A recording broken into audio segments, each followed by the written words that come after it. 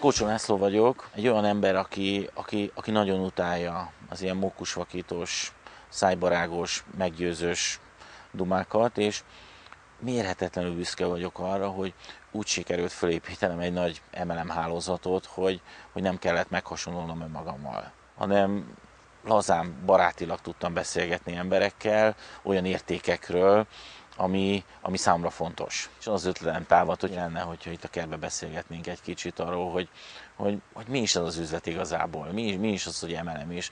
És talán sikerül egy másik oldalát megmutatni egy olyan ember számára, aki most itt nem kapcsolja ki. Azért, mert elhalazott ez a három betűs szó, hogy MLM. Hanem nyitott annyira, hogy esetleg egy másik nézőpontból is meghallgasson egy véleményt. Online marketinggel foglalkoztam, volt egy sikeres vállalkozásunk, de 7 év után egy kicsit elfáradtam. Tehát rá kellett jönnöm, hogy nem működik nélkülem a vállalkozás, minden nap be kell mennem, és valami szabadabb életre vágytam. Szabadabb életre a saját magam számára, a családom számára. Nagyon sokan megkerestek különböző network marketing üzletekkel, viszont soha nem csatlakoztam, mert nagyon nem tetszett az. Nagyon távol áll tőlem az, amit egy ilyen jellegű üzletben kell csinálni. És amikor elkezdtem keresgélni, hogy merre tovább, hogyan tudnák egy szabadabb életet élni, akkor felmerült a network marketing is, mint lehetőség, és támadt egy ötletem, hogy mi lenne, hogyha az online marketingben szerzett tapasztalataimat felhasználva felépítenék egy óriási online network marketing üzletet. Nagyon fókuszáltan elkezdtem keresgélni, és nagyon alaposan megnéztem nagyon sok network marketing vállalkozást. Kiváló cégekkel találkoztam, fantasztikus termékekkel, viszont volt egy érzésem, ami minden esetben azonos volt, hogy valahogy a termékek, amiket ezek a network marketing cégek kínálnak, azok drágák. Nyilvánvalóan megvédték ezt azzal, hogy nagyon jó minőségűek, de én akkor is azt gondoltam, hogy drágák. Tehát ez volt az elsődleges problémám. A másik az, hogy valami olyasmit kommunikáltak ezek a cégek, amit én úgy nem tudtam fölvállalni. Ezzel nem azt értem, hogy ők rossz dolgot mondanak, vagy nem igaz dolgokat, hanem én nem akartam olyan áron sikeres lenni. Tehát számomra fontos volt az, hogy ne csak akkor érezzem jól magam, mikor elérek egy célt, hanem az úton is, közben is jól tudjam érezni, és minden pillanatot föl tudjak vállalni. Én ezt úgy szoktam megfogalmazni, hogy mókusmokítás mentesen dolgozzak. Tehát így kezdődött, és nagyon sokáig kellett keresnem, még egy megfelelő céget találtam. A network marketinggel kapcsolatban alapjaival nem voltak jó érzéseim. Láttam, hogy az üzleti modell az egy működő modell, viszont hogy a 10 ember véleményét megkérdezzük a network marketingről, valószínűleg 9,5 teljesen elutasító. És ugye miközben keresgéltem, én nagyon objektívan még, mint kívülálló vizsgáltam ezt a problémát. És azt láttam, hogy az embereknek nem alapjába véve a network marketinggel van problémájuk, hanem van valami negatív élményük a network marketinggel kapcsolatban. És hogyha ezt a gondolatmenetet tovább fűztem, akkor azt láttam, hogy az embereknek nem az a problémájuk, hogy nem lettek sikeresek egy network marketing üzletben, hanem az, hogy pénzt veszítettek. És ugye hol lehet pénzt veszíteni egy network marketing üzletben? Én azon három területen. Az egyik a magas belépőcsomag, tehát hogyha meg kell vásárolnom ahhoz, hogy az üzletnek a részese lehessek egy nagy kezdőcsomagot, akkor itt tudok pénzt vesztíteni, ha nem leszek sikeres. A másik a képzések. Nagyon sok olyan MLM céget látok, aki nem is MLM cég, hanem oktatási vállalkozás, és ott profitálnak, hogy drága képzéseket tartanak. Itt lehet pénzt veszteni, és nyilván van rezsiköltségen lehet pénzt veszteni, az, hogy utazok, telefonálok, stb. És azt mondtam, hogy nekem az elsődleges pont, hogy egy olyan üzletet építsek föl, ahol az emberek nem tudnak pénzt veszíteni. Tehát mindenképpen egy olyan céget kellett találnom, ahol nincsenek magas kezdőcsomagok. Mindenképpen arra kellett vigyáznom, hogy a mi cégünknél a képzés ingyenes legyen. Mondjuk az online marketingnek ez egy előnye, hogy minden képzést meg lehet oldani online. És nyilvánvalóan, mivel online lehet csinálni, ezért nem jelentkeznek a hagyományos költségek, tehát a telefon, gépkocsi és egyéb kiadások. Tehát nagyon fontos volt számomra, hogy egy olyan céget találjak, akivel úgy tudok együtt dolgozni, hogy az alsóvonalon nem tud pénzt veszíteni. Ugye manapság azt lehet látni, hogy az MLM egyre jobban hasonlít a showbusinesshez, és óriási ígéreteket adnak a cégek, és a motiváción van a kulcsszerep. Én viszont egy ilyen otthonülős üzletet képzeltem el, ahol ezeknek sokkal kisebb jelentősége van. Tehát nagyon hittem benne, hogy lehet másképp is csinálni egy ilyen jellegű üzletet. Tehát, hogyha valaki megkeresett engem egy ilyen jellegű üzleti lehetőséggel, akkor mindig azt láttam, hogy folyamatosan arról beszél, hogy nekem miért jó. Nekem miért jó ez a lehetőség, nekem miért jó ez a termék. És én azt gondolom, hogy az igazi network marketing üzlet az nem a meggyőzésről szól, hanem a tájékoztatásról. Én úgy építettem föl a mi üzletünket, hogy mindig arról beszéltem, hogy nekem miért jó. Én miért kezdtem el foglalkozni ezzel az üzletben, és miért használom ezeket a termékeket. És majd az emberek eldöntik azt, hogy ők szeretnék-e kipróbálni ezt a terméket, szeretnének-e hasonló módon dolgozni. Tehát számomra nagyon fontos az, hogy én nem mindenkivel akarok együtt dolgozni, hanem azokkal az emberekkel, akik ugyanúgy gondolkodnak, mint én. Az MLM üzlet maga az egy nagyon távfogalom. Nagyon sok pilótajáték visszaél az MLM fogalmával, és hát legtöbb MLM üzletnek manapság az az ígéret, hogy figyelj hozzá 2 embert, és akkor milliómos leszel. Tehát én azt gondolom, hogy az igazi MLM arról szól, hogy én elégedett vagyok egy termékkel, ezt elmondom másoknak, akkor is elmondanám, hogyha ez nem MLM üzlet lenne, és hogyha ő hisz nekem annyira, hogy hajlandó kipróbálni ezt a terméket, mert nekem jó, akkor működik. Ez egy nagyon jó kérdés, és egy nagyon fontos kérdés.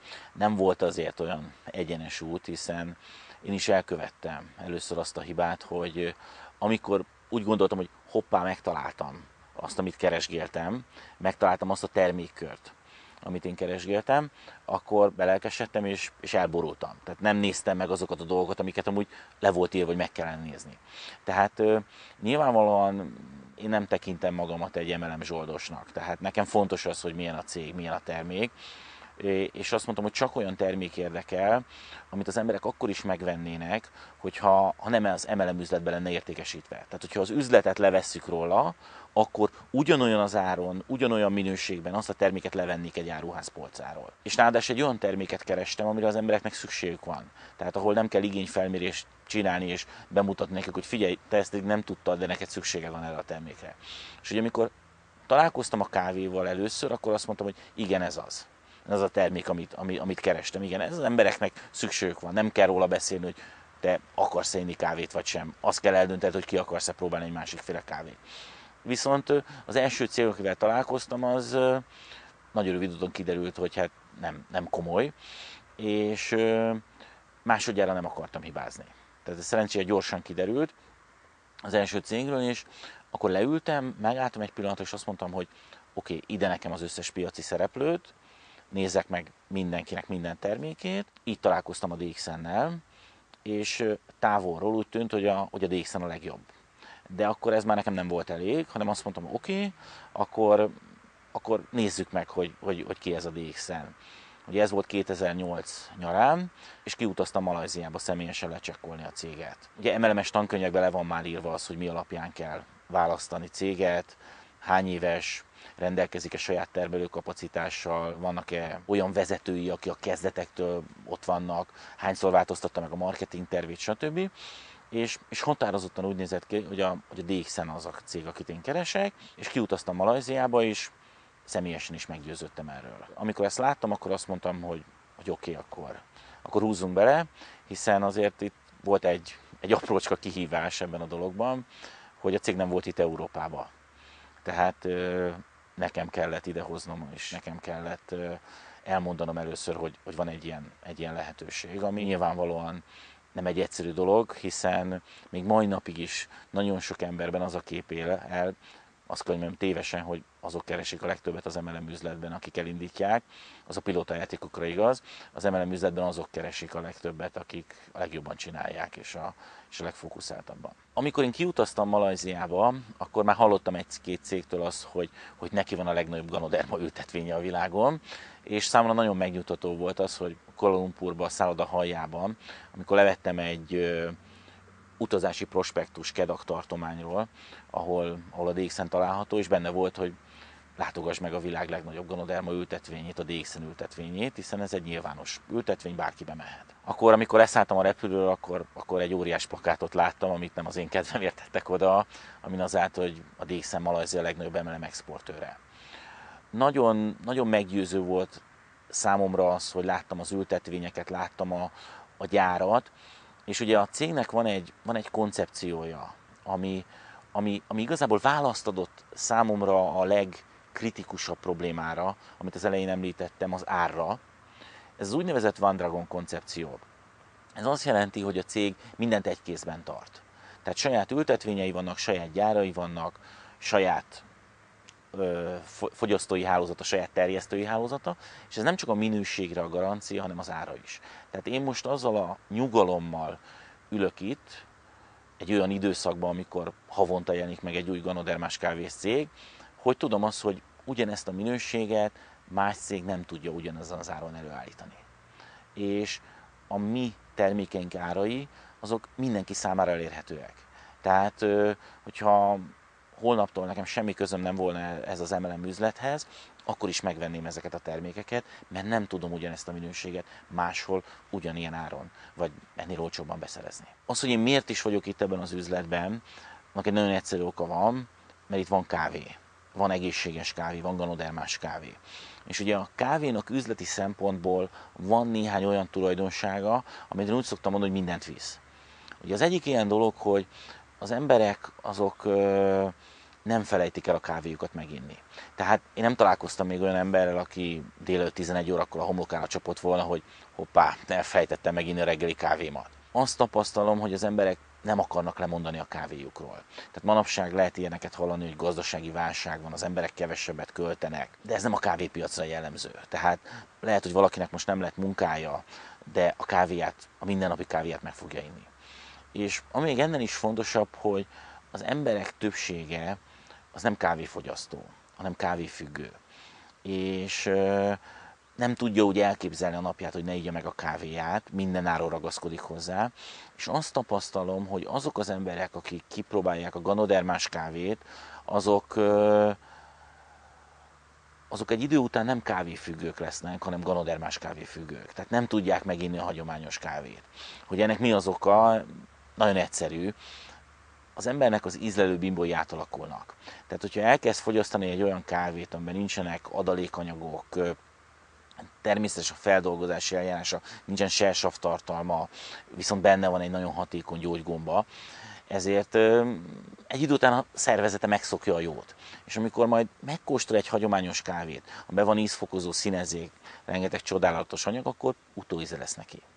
Tehát ez nem a cég ígérete, nem az én ígéretem, ez egy tapasztalat, amit én itt látok folyamatosan, hogy azok, akik elkezdik fogyasztani ezt a terméket, néhány hónap után egyszerűen nem tudják meginni a hagyományos kávéjukat. A legfontosabb érv számomra az üzlet mellett az volt, hogy mindenkinek rengeteg kávéfogyasztó ismerőse van. És ugye amikor vizsgálgattam az MLM-es iparágat, akkor azt láttam, hogy az emberek többsége már az első lépésnél elbukik. Ugye az első lépés egy klasszikus MLM üzletben az, amikor ugye azt mondja a szponzor, hogy figyelj, nagy üzletet akarsz, írjál össze ennyi és ennyi nevet, akik sikeresek, gazdagok akarnak lenni, változtatni akarnak, stb. Hív meg őket egy családi bemutatóra, egy termékbemutatóra, egy üzleti bemutatóra, és majd én ott elmondom nekik a frankót. És azt tapasztaltam, hogy az embereknek az MLM-es karrierje ezen a ponton ketté is törik. Mert kit írjak fel a listára, melyik ismerősömet hívjam meg. És ebben az üzletben ilyen nincs. Tehát nem kell névlistát írni, mert egy akkora aranybánya áll mindenkinek rendelkezésére, hiszen mindenki rengeteg kávéfogyasztó embert ismer. Ugye, ha másik oldalról akarom megközelíteni, akkor viszont amikor tanulmányoztam ezt az üzletet, akkor azt láttam, hogy az emberek többsége azért nem csatlakozik egy MLM üzlethez, mert nem tudja elképzelni magáról, hogy sikeres lehet. Tehát és nem akar vesztestén kijönni, kitalál valami kifogást, és nem csatlakozik. Holott azért nem csatlakozik, mert nem tudja, hogy kiket hívjon meg a termékbemutatóra. És én azt szoktam mondani azoknak az embereknek, akik bizonytalanak abban, hogy ők most sikeresek lehetnek-e a DXN üzletbe, hogy figyelj, próbáld meg összeírni azoknak az ismerőseidnek a neveit, akikről tudod, hogy kávéfogyasztók. És látni fogod, hogy nem tudod befejezni ezt a listát. Tehát neked is van egy óriási kapcsolatrendszered, akinek tudsz beszélni nem az MLM üzletről, mert te még nem vagy egy üzletember, nem úgy ismernek téged, tudsz beszélni a kávéval szerzett tapasztalatairól. És nagyon fontos, hogy említettem, hogy nem szoktam termékbemutatót tartani. Tehát engem nem maga a termék érdekel, hanem a terméknek a hatása. És nem azt mondom, hogy akkor lehet valaki sikeres a mi üzletünkben, hogyha kisöpri a fürdőszobáját, meg a konyháját, és csak DXN-es termékeket fogyaszt. És mindent lecserél olyan termékre, ami a DXN elérhető. Én mindig azt mondom, hogy mindenki azokat a termékeket használja, amire neki szüksége van.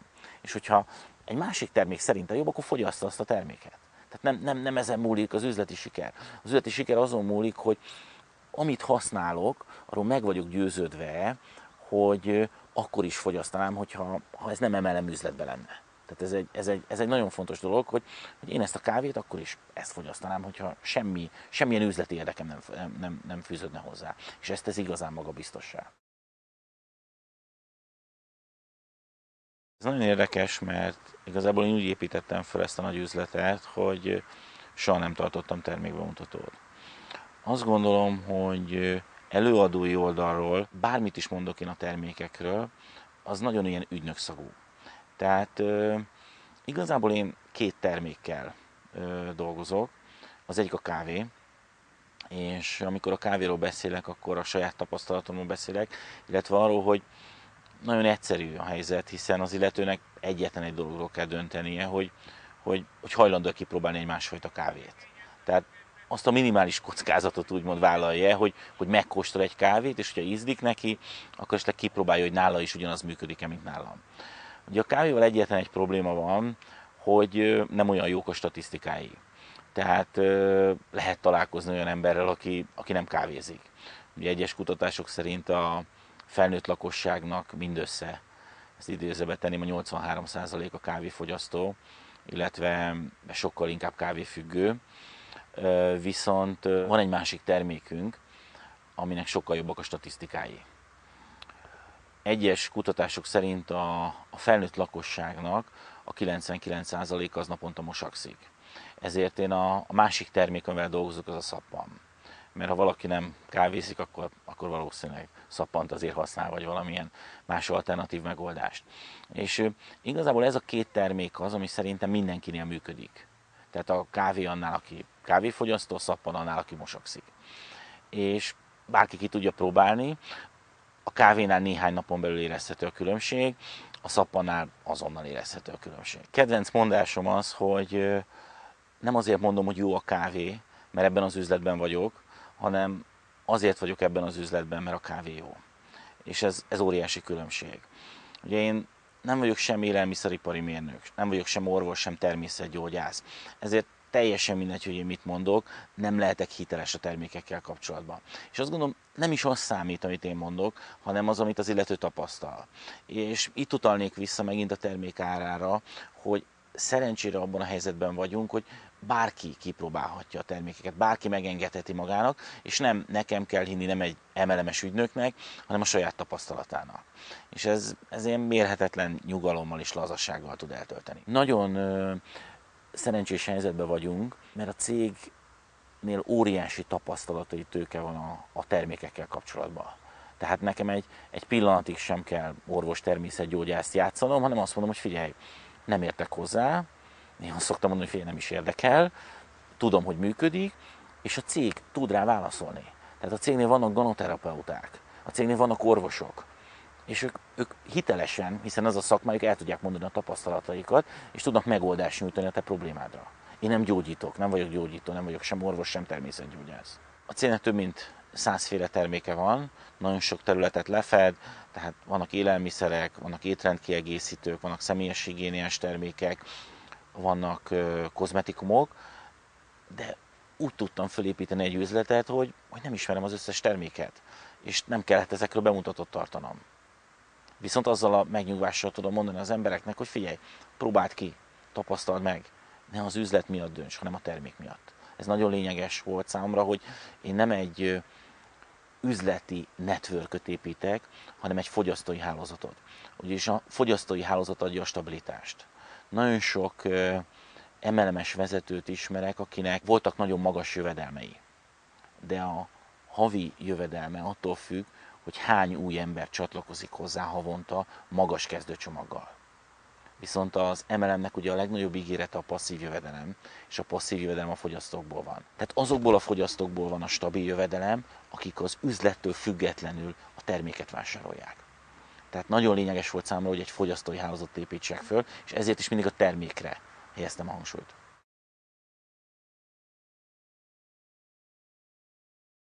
Nem szeretem a számokat. Van egy mondás, hogy ha a számokra fókuszálunk, akkor a vízió az háttérbe szorul, viszont hogyha a vízióra fókuszálunk, akkor a számok rendben lesznek. Tehát én amikor elkezdtem foglalkozni MLM üzlettel, akkor tudtam azt, hogyha jól csinálom, akkor sok pénzt lehet vele keresni. És nem érdekelt az, hogy mennyi a százalék különbség. Tehát nem mélyedtem el a marketing tervbe.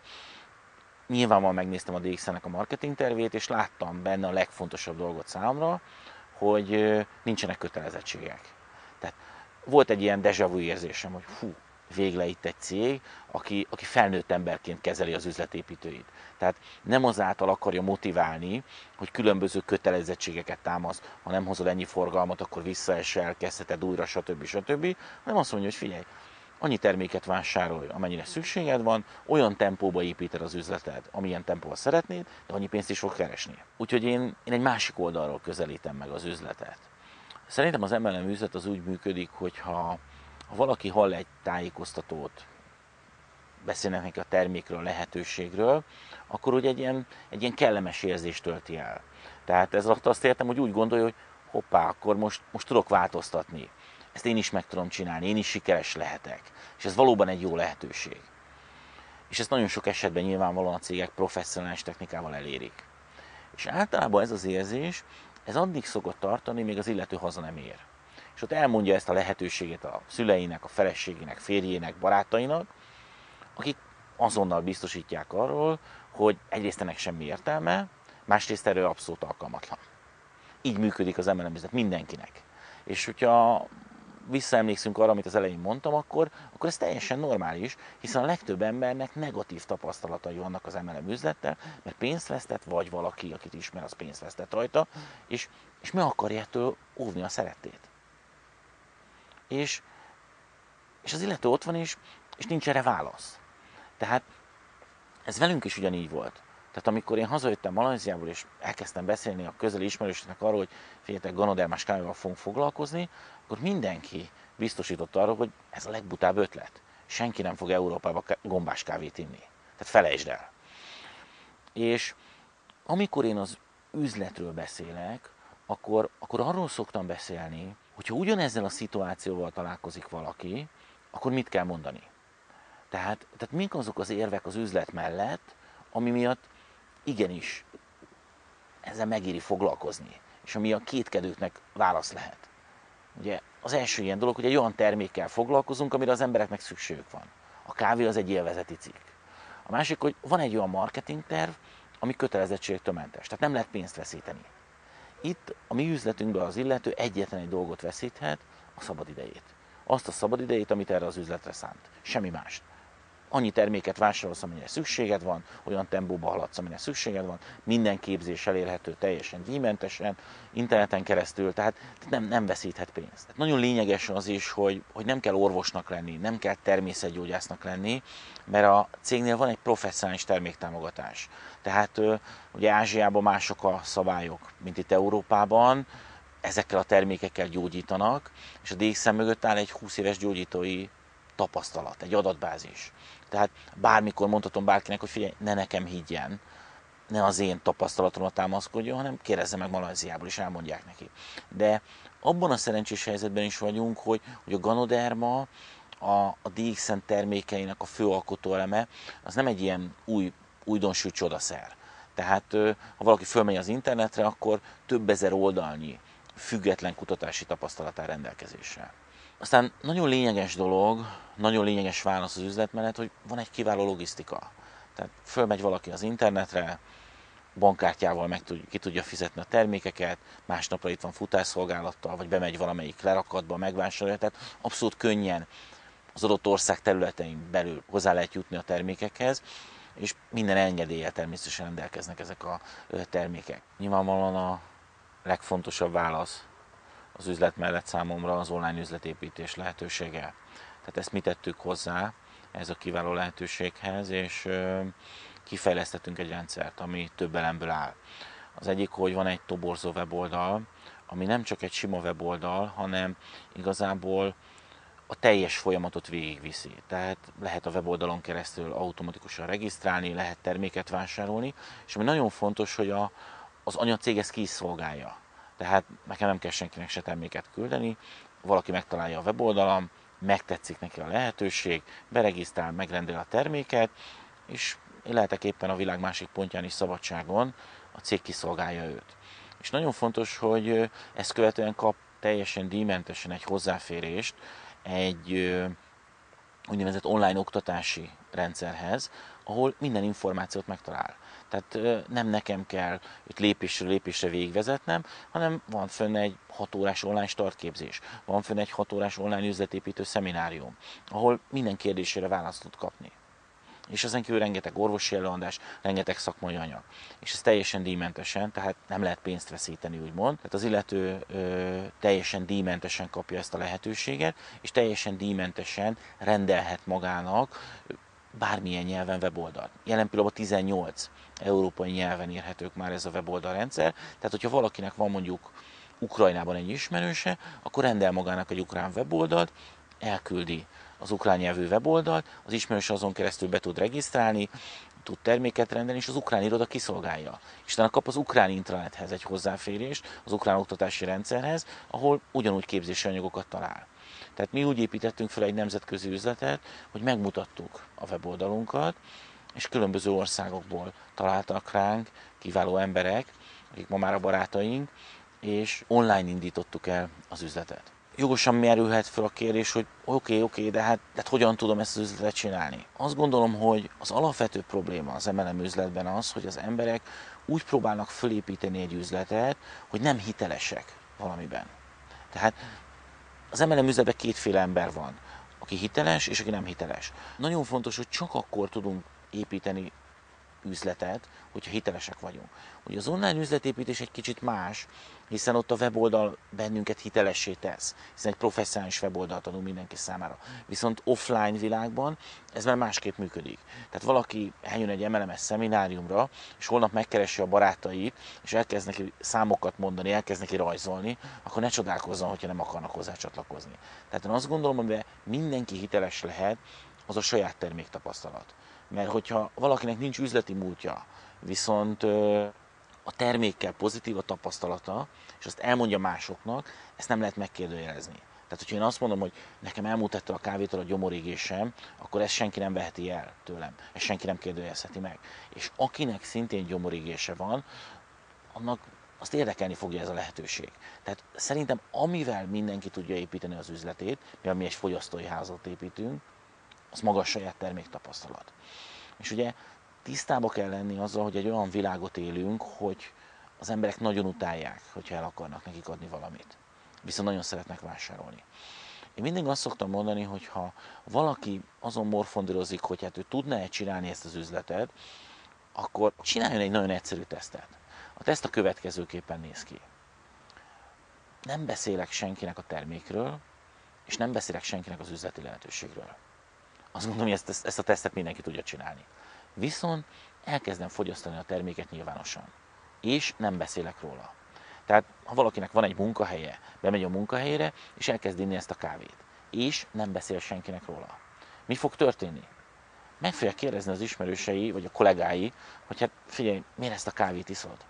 És nagyon fontos, hogy ilyenkor nem szabad átkapcsolni bemutató üzemmódba, és elővenni a termékkatalógust, vagy a belépési nyilatkozatot, vagy megmutatni a weboldalt, hanem a kérdésre kell válaszolni.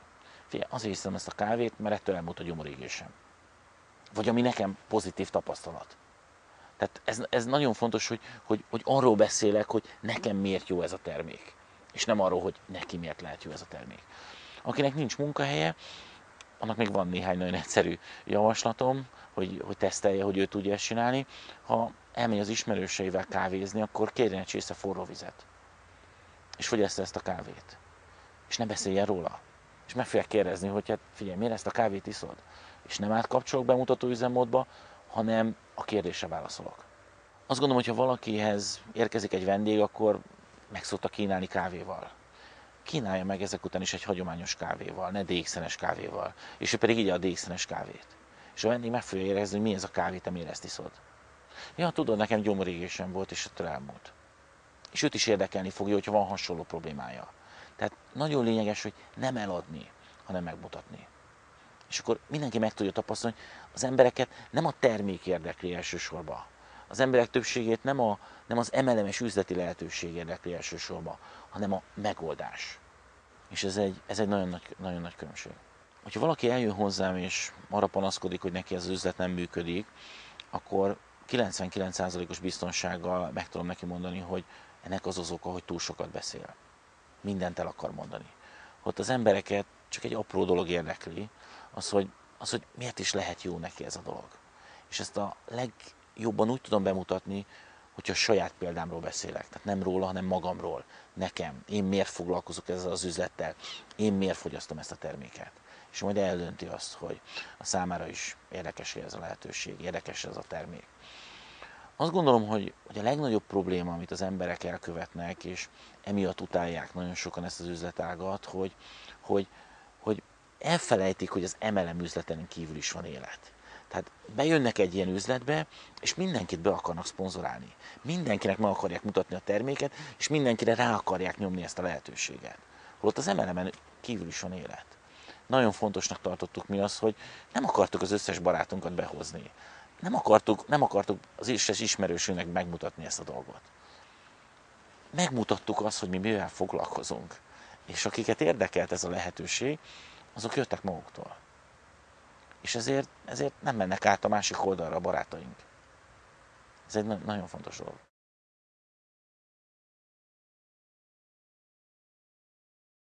Én azt gondolom, nem lehet egy MLM üzletet csak a pénzért csinálni. Sokkal fontosabb dolgok is vannak ennél. Akkor érezheti magát valaki igazából jó egy üzletbe, hogyha tud azonosulni azzal az értékrenddel, amit a cég képvisel, tud azonosulni azzal az értékrenddel, amit azok a vezetők képviselnek, akik abban az üzletben vannak.